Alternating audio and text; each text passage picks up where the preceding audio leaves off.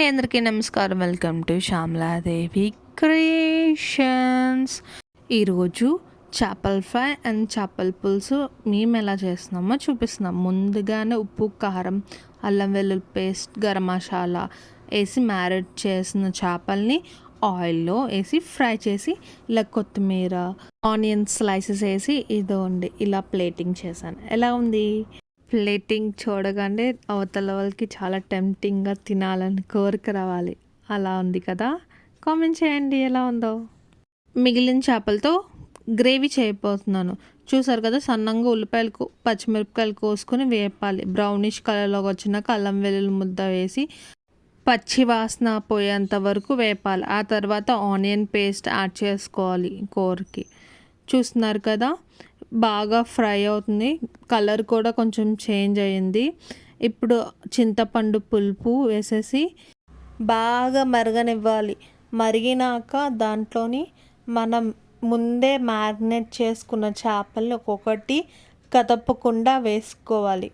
చూస్తున్నారు కదా, ఈ వీడియోలో చూపించినట్టు ఒక్కొక్కటి యాడ్ చేసుకోవాలి పులుసులోకి.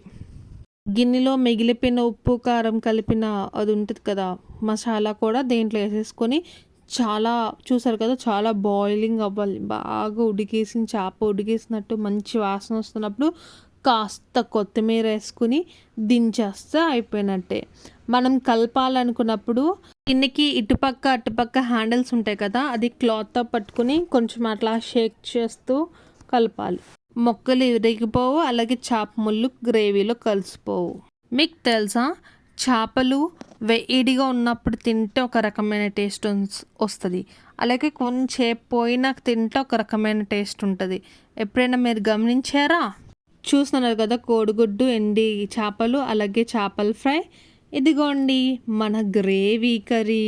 పెద్ద హంగామా ఉండదండి, చాలా సింపుల్గా వంట చేసుకోవచ్చు.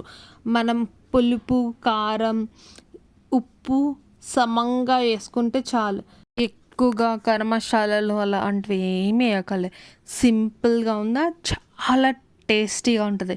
ఇలా మీ పిల్లలకి చేసి పెట్టండి, వాళ్ళు ఒక్క ముద్ద వదులుకొని తినేస్తారు. బాయ్.